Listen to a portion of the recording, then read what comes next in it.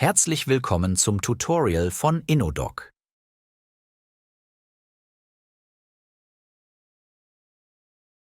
In diesem Kapitel erfahren Sie, wie man sich registriert.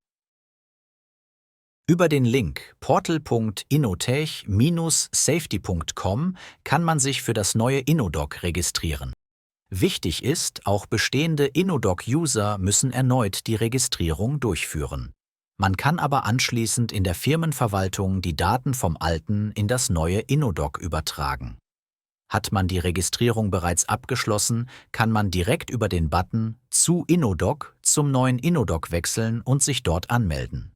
Eine neue Firma registrieren funktioniert ganz einfach über den gleichnamigen Button. Man kommt dann zum Registrierungsformular, wo die Firmendaten sowie die Benutzerinformationen angegeben werden müssen. Alle Pflichtfelder sind mit einem Stern markiert. Hier vergeben wir unseren Firmennamen. Die Kundennummer ist optional. Das Feld kann also auch freigelassen werden. Dann gibt man die Firmenanschrift ein. Wählen Sie anschließend das richtige Land aus und dann geht es auch schon weiter zu unseren Benutzerinformationen. Hier ist es wichtig, eine gültige E-Mail-Adresse zu vergeben, denn nach dem Registrieren wird ein automatisiertes E-Mail an diese Adresse gesendet, um die Registrierung abzuschließen. Warum ist das wichtig? Das System schickt zukünftig automatisiert Benachrichtigungen aus.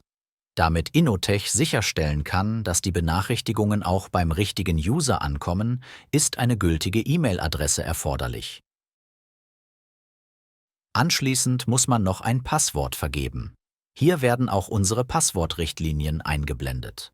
Das Passwort muss durch erneute Eingabe bestätigt werden. Und der letzte Schritt ist, den Datenschutzrichtlinien bzw. Nutzungsbedingungen zuzustimmen. Die Dokumente dazu sind hier verlinkt und jederzeit aufrufbar. Seine Zustimmung erteilt man über diese zwei Checkboxen. Abschließend klickt man auf Registrierung abschließen. Das nächste Fenster zeigt dann Registrierung erfolgreich. Hier wird nochmals darauf hingewiesen, dass ein E-Mail an die eingegebene Adresse gesendet wurde. Der Account wird erst aktiv, wenn dieser Link bestätigt wurde. Wurde die E-Mail-Adresse erfolgreich verifiziert, kann man hier über den Button Anmelden direkt zu Innodoc wechseln und sich mit den gerade eingegebenen Benutzerinformationen anmelden. Sollte man einmal das Passwort vergessen haben, kann man über den Link Passwort vergessen sein Passwort zurücksetzen und ein neues vergeben. Anschließend meldet man sich einfach direkt über den Button Anmelden beim neuen Innodoc an. In diesem Kapitel erfahren Sie, wie Sie Firmen- und Benutzerdaten verwalten und Ihre Projektdaten von Ihrem alten Innodoc-Account migrieren. Nach dem Login in Innodoc starten Sie direkt in der Projektübersicht. Hier werden alle Projekte aufgelistet. Sie werden sortiert nach offenen Projekten, zur Überprüfung fällige Projekte und abgeschlossene Projekte. Im Eingabefeld steht eine umfassende Volltextsuche für Projekte zur Verfügung. Sie haben auch die Möglichkeit, verschiedenste Filtermöglichkeiten einzustellen. Zum Aufrufen der Profileinstellungen klicken Sie auf den Usernamen oben rechts und auf Profileinstellungen. Auf der ersten Seite können Sie die Sprache umstellen, das Passwort ändern und Ihre Benutzerinformationen ansehen. In der oberen Leiste finden Sie den Reiter Firmenverwaltung. Mit einem Klick darauf werden Ihnen die Reiter Firmendaten, Benutzerinformationen und auch die Firmenmigration in einer Zeile angezeigt. Unter dem Reiter Firmendaten können Sie gegebenenfalls Namen und Anschrift ändern und auch ein Firmenlogo hochladen. Das Firmenlogo wird dann übrigens auf allen Montage- und Überprüfungsberichten oben links in der Kopfzeile angezeigt und bietet eine einfache Personalisierungsfunktion Ihrer Unterlagen. Beim Reiter Benutzer kann man weitere Benutzer zur Firma hinzufügen und auch Administrator Rechte vergeben. Das funktioniert ganz einfach über diese 3 Punkte. Hier kann man die Administratorzuweisung aufheben, anderen Usern zuteilen und auch Benutzer deaktivieren. Deaktivierte Benutzer haben keinen Zugriff mehr auf das System. Gut zu wissen. Es können mehrere User einer Firma Administratorenrechte haben. Wenn Sie schon einen Innodoc-Account hatten, ist die Firmenmigration ein wichtiger Punkt für Sie. Hier können die Daten vom alten in das neue System übertragen werden. Das funktioniert ganz einfach.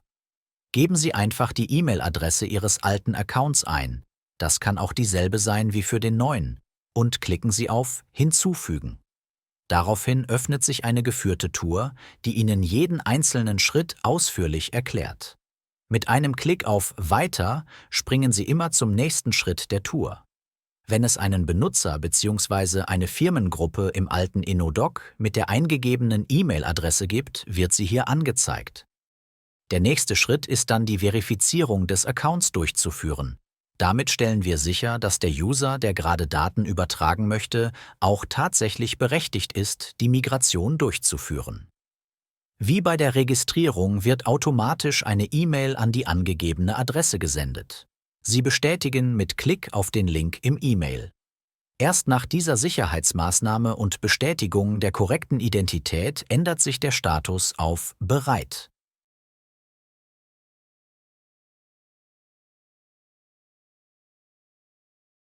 Hat man eine falsche Firma hinzugefügt, kann man diese über die 3 Punkte einfach wieder löschen.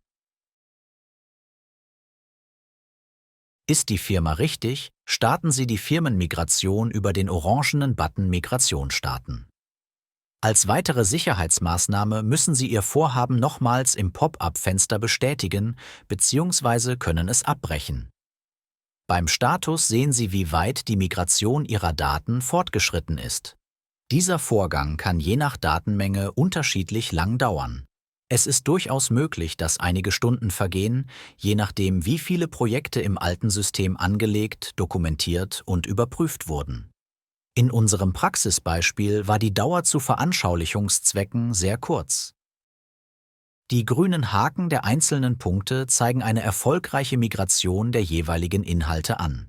Sollte hier ein rotes X aufscheinen oder ein anderes Problem entstanden sein, können Sie die Migration jederzeit neu starten. Treten trotzdem noch Probleme auf, wenden Sie sich bitte gern an unser Support-Team. Dieses ist per Mail unter innodoc@innotech.at erreichbar. Oder Sie nutzen das Feedback-Tool direkt in Innodoc.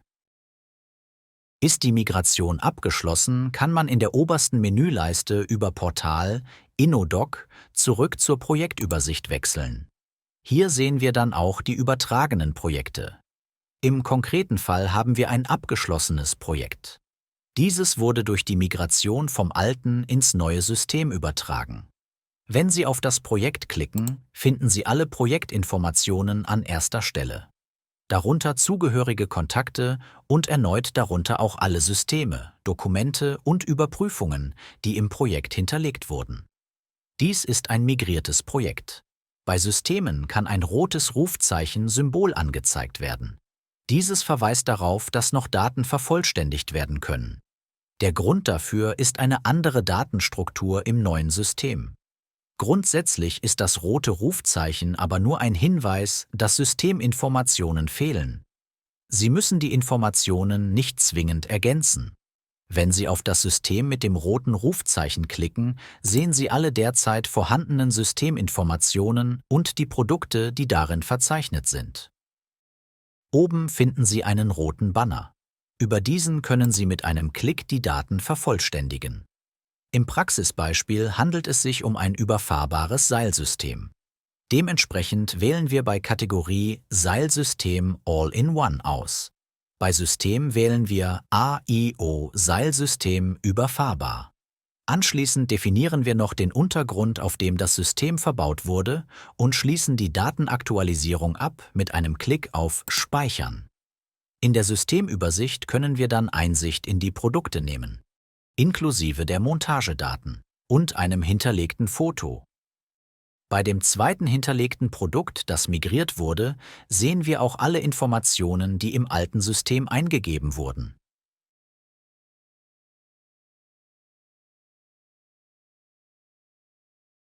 In diesem Kapitel erfahren Sie, wie Sie ein neues Projekt erstellen.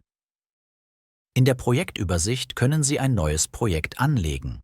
Das funktioniert ganz einfach über den orangenen Button rechts oben Projekt erstellen. Es öffnet sich das Projektformular, wo Sie die Projektinformationen eingeben.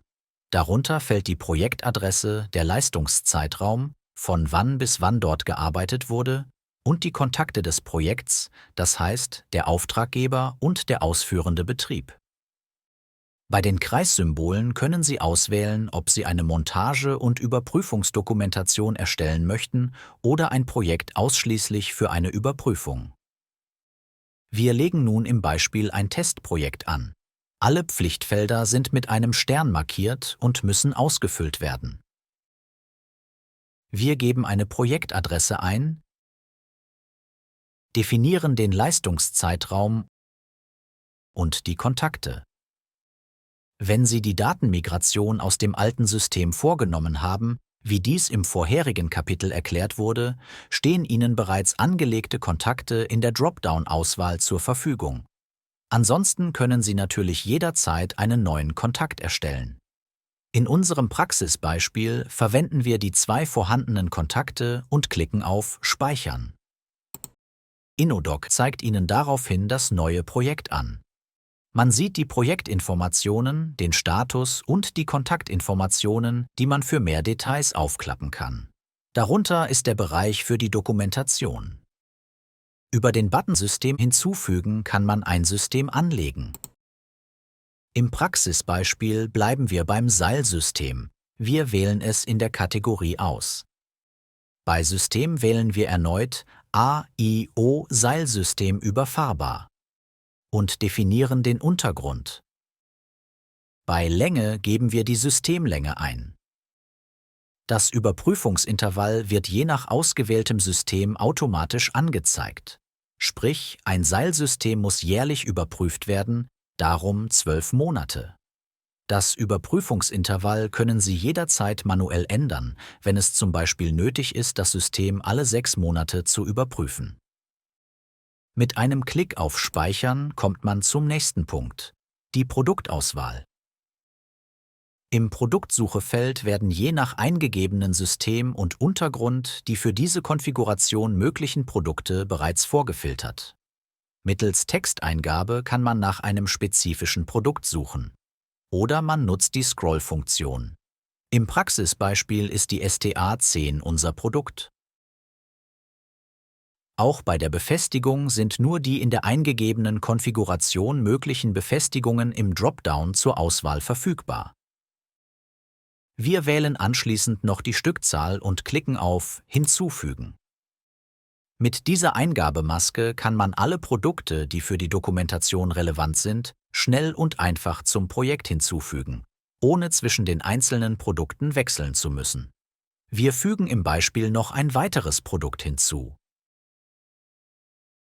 Wenn ein Produkt außerhalb des eingegebenen Systems und/oder Untergrunds verbaut und somit dokumentiert werden muss, ist dies natürlich auch möglich. Scrollen Sie einfach im Dropdown ganz nach unten und wählen Sie Alle Produkte anzeigen. Damit wird der gesamte InnoTech-Produktkatalog angezeigt und es stehen alle Produkte zum Hinzufügen zur Verfügung. Im Praxisbeispiel fügen wir einen Einzelanschlagpunkt Industry hinzu. Wir geben den Untergrund an, Metalldach zum Beispiel, und klicken auf Auswählen. Es folgt die Angabe der Stückzahl und der Klick auf Hinzufügen. So können Sie auch Produkte unabhängig vom anfänglich angegebenen System in das Projekt eingeben. Wurden alle Produkte hinzugefügt, klickt man auf Fertig. Daraufhin wird die Systemdetailseite angezeigt. Hier sieht man alle Produktinformationen. System und Produkt können natürlich jederzeit bearbeitet oder geändert werden. Klicken Sie dazu auf Bearbeiten. Mittels Klick auf Löschen können Sie das ganze System löschen. Im Praxisbeispiel zeigen wir nun kurz die Bearbeitung, die analog zur Neuanlage funktioniert. System und Produkt können bearbeitet werden und auch einzelne Produkte gelöscht, bearbeitet oder hinzugefügt werden.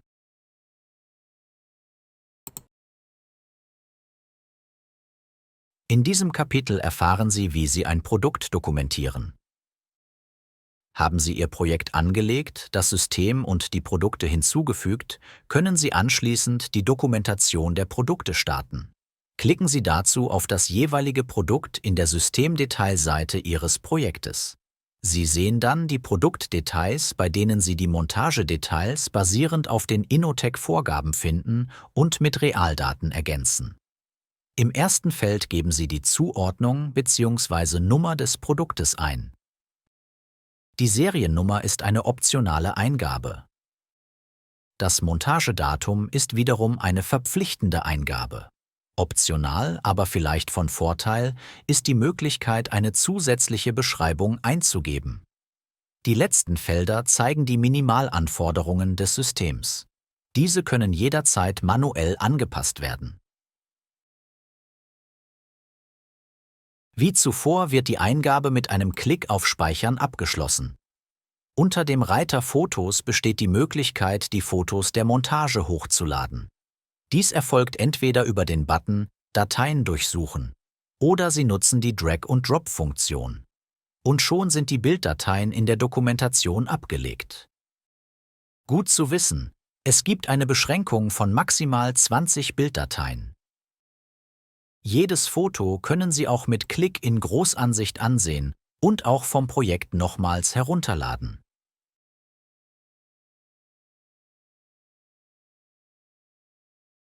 Nach der Anlage der Fotos sehen wir nun, dass das Produkt vollständig dokumentiert wurde. Dies zeigt der Kreis mit 1×1 an. In diesem Bereich werden alle eingegebenen Produkte angezeigt. Dies ermöglicht eine rasche Eingabe bei der Dokumentation und auch ein Wechseln zwischen den einzelnen Produkten. Hier werden die 2 weiteren Produkte aufgelistet, die dokumentiert werden sollen. Wie zuvor vergeben wir eine Nummer und ein Datum. Darunter befinden sich die vorgegebenen Montagekriterien. Bei diesem Beispiel sind es mehr als zuvor. Diese Daten dienen primär der Kontrolle. Sie können aber auch manuell verändert werden, wenn die Montage anders durchgeführt wurde. Im linken Bereich können Sie zwischen den beiden Produkten wechseln. Im Praxisbeispiel vergeben wir eine 1 für die erste STA-Stütze und eine 2 für die zweite STA-Stütze. Bemerkt man während der Dokumentation, dass etwas falsch eingegeben wurde oder fehlt, kann man die Produkte einfach löschen oder über das Plus ein weiteres hinzufügen. Es gibt auch die Möglichkeit, mehrere Produkte gleichzeitig zu bearbeiten. Es öffnet sich ein Pop-up-Fenster. Hier kann man alle Produkte über einen Klick auf das oberste Häkchen auswählen oder einzelne Produkte markieren. Für die markierten Produkte hat man die Möglichkeit, das Montagedatum gesammelt anzugeben, damit es nicht bei jedem Produkt einzeln eingegeben werden muss. Sprich, das eingegebene Datum wird dann für alle ausgewählten Produkte eingetragen. Auch die Montagedaten können hier gesammelt abgeändert werden. Das erleichtert die Dokumentation von gleichen Produkten maßgeblich. Um den Löschprozess auch in der Praxis zu zeigen, löschen wir jetzt das zuvor neu hinzugefügte Produkt, indem wir auf den Löschen-Button klicken. Wir fügen bei den beiden Stützenprodukten noch Fotos hinzu. Fügt man mehrere Bilder hinzu, werden diese wie im Beispiel ersichtlich angezeigt. Haben Sie ein falsches Bild hochgeladen, können Sie das Bild über das Symbol oben rechts im Foto löschen. Auch hier erfolgt eine Sicherheitsabfrage vor dem Löschen, damit keine Daten versehentlich verloren gehen. Bei der zweiten Stütze fügen wir auch noch ein Foto hinzu. Somit sehen wir oben wieder 2 mit einem Kreis. Das bedeutet, die Dokumentation ist abgeschlossen. Mit einem Klick auf Zurück kommen Sie zurück zu den Systemdetails. Hier sehen wir nochmals, dass alles vollständig dokumentiert wurde. Über den Button links oben kommen Sie zurück zum Projekt. Unten bei Systeme sehen wir, dass das Seilsystem vollständig dokumentiert wurde. Das Häkchen zeigt dies an. Im nächsten Reiter Dokumente können Sie verschiedenste Unterlagen zum Projekt hochladen. Und im Reiter Überprüfungen sehen Sie bereits getätigte Überprüfungen, die über Innodoc durchgeführt wurden.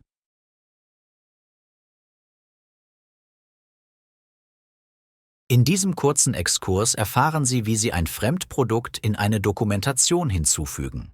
Möchten Sie ein Produkt, das nicht im InnoTech-Produktkatalog verfügbar ist, zusätzlich dokumentieren, haben Sie die Möglichkeit, über das Produktsuche-Dropdown-Menü ganz unten ein Fremdprodukt hinzuzufügen. Sie vergeben im folgenden Pop-up-Fenster den Produktnamen, führen die Anzahl an und definieren die Einheit, Stück oder Meter. Bestätigen Sie die Eingabe mit einem Klick auf Hinzufügen. Das Fremdprodukt finden Sie in der Produktliste. Mit einem Klick auf Fertig gelangen Sie in die Projektübersicht und können dort dann, wie bei den anderen Produkten, die Dokumentation vornehmen.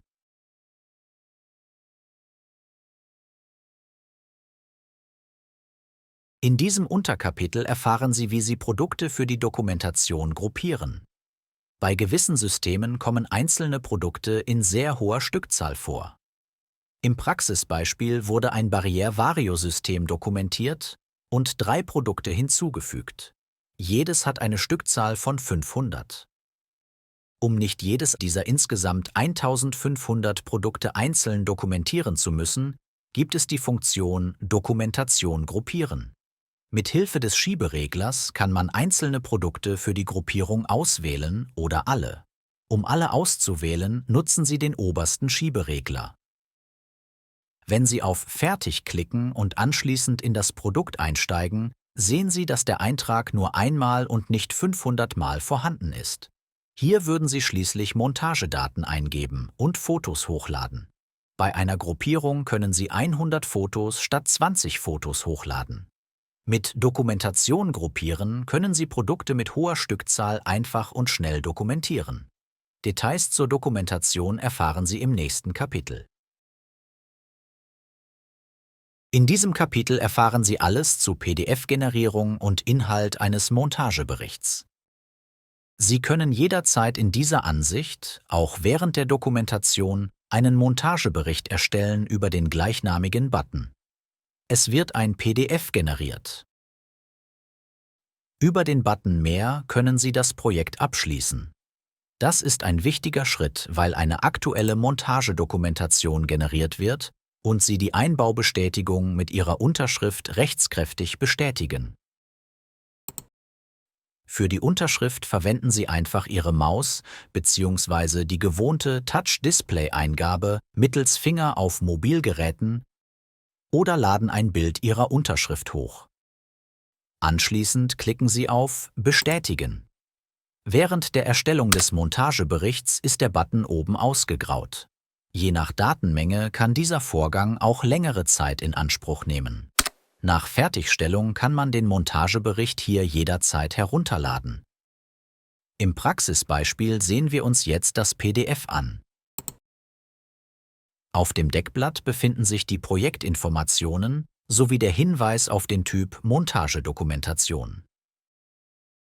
Auf der zweiten Seite befindet sich das Inhaltsverzeichnis. Die Überschriften sind verlinkt, sodass Sie mit einem Klick auf das jeweilige System zur jeweiligen Seite springen können. Auf der nächsten Seite folgen die detaillierten Projektinformationen und die Kontakte. Die nächsten Inhalte sind dann die eigentliche Montagedokumentation.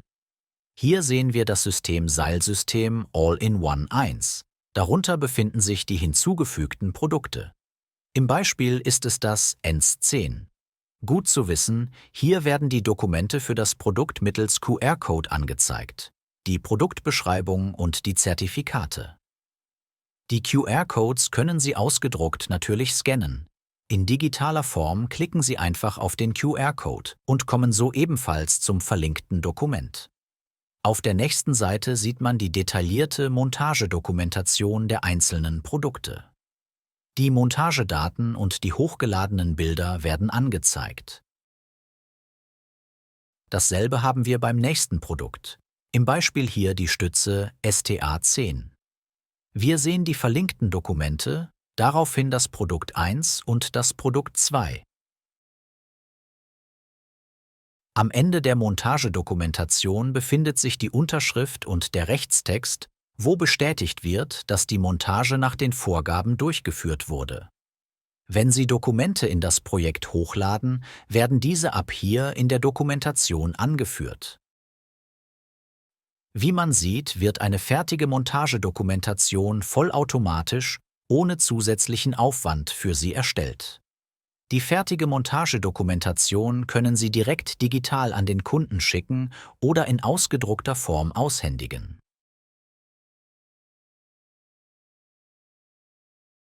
Ein abgeschlossenes Projekt finden Sie in der Projektliste. Mit einem Klick darauf gelangen Sie in die Projektübersicht, wo Sie Einsicht in alle Daten nehmen können. Ist das Projekt abgeschlossen, befindet man sich in einem Read-Only-Modus. Das bedeutet, dass Sie nichts verändern können. Müssen Sie nachträglich Änderungen vornehmen, können Sie dies über den Button Bearbeiten machen. Ein Pop-up-Fenster erscheint mit dem Hinweis, dass der vorhandene Montagebericht bei Änderungen gelöscht wird. Klicken Sie auf Öffnen, um Änderungen vorzunehmen. Gehen Sie bei den Änderungen genauso vor wie bei der Dokumentation von Produkten. In diesem Kapitel erfahren Sie, wie Sie eine Überprüfung eines Projekts durchführen. Eine Überprüfung kann jederzeit durchgeführt werden. Das Projekt muss nicht notwendigerweise den Status zur Überprüfung innehaben. Durch einen Klick auf das jeweilige Projekt kommen Sie in die Projektdetails. Hier wechseln Sie auf den Reiter Überprüfungen. Rechts unten zeigt Ihnen der Button an, dass Sie die Überprüfung starten können. Wichtig: Nur abgeschlossene Projekte können überprüft werden. Ist das Projekt noch nicht abgeschlossen, wird der Starten-Button nicht angezeigt. Im Praxisbeispiel ist das Projekt abgeschlossen und wir können mit der Überprüfung starten. Daraufhin werden alle eingetragenen Systeme angezeigt. Man wählt dann alle oder gezielt einzelne Systeme aus, die man überprüfen will. Im Beispiel haben wir ein System. Mit einem Klick auf die Systemkarte öffnet sich das Prüfprotokoll mit den einzelnen Prüfpunktgruppen. Standardmäßig sind alle Gruppen auf In Ordnung eingestellt.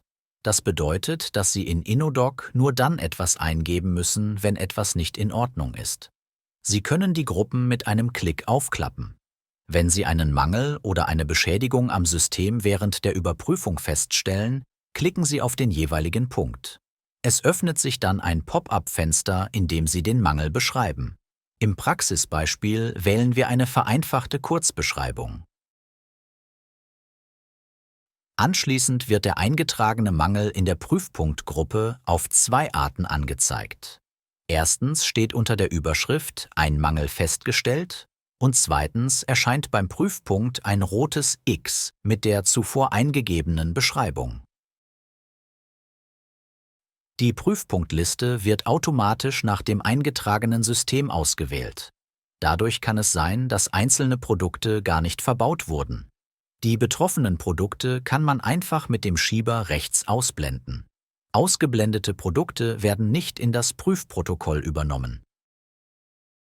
Ist die Überprüfung abgeschlossen, klicken Sie auf Abnehmen ganz unten. Der Button daneben ermöglicht es, die Eingaben komplett zurückzusetzen. Mit einem Klick auf Prüfpunkt anlegen erscheint ein Pop-up-Fenster. Hier können Sie einen Punkt zu einer bestehenden Gruppe hinzufügen. Oder Sie erstellen eine eigene Gruppe, die dann beim Protokoll unten angefügt wird. So können Sie Ihr Prüfprotokoll modular und nach Ihren Anforderungen bereitstellen. Wenn Sie das Prüfprotokoll abnehmen und Mängel eingetragen haben, werden Sie darauf nochmals hingewiesen. Sie können nun das System sperren oder zur Nutzung freigeben. Ist beispielsweise der Mangel nur geringfügig, kann es durchaus sein, dass die Verwendung des Systems noch möglich ist. Ist der Mangel schwerwiegender, wird das System gesperrt und Reparaturarbeiten vorgenommen. Nach der Freigabe können analog zur Produkteingabe Fotos von der Überprüfung mittels Dateien durchsuchen oder per Drag-and-Drop hochgeladen werden. Zusätzlich kann ein weiteres System hinzugefügt werden, das noch nicht dokumentiert wurde. Die Überprüfung kann auch gelöscht werden. Ist das Prüfprotokoll inklusive Fotos fertig, wird die Überprüfung über den Button rechts oben abgeschlossen.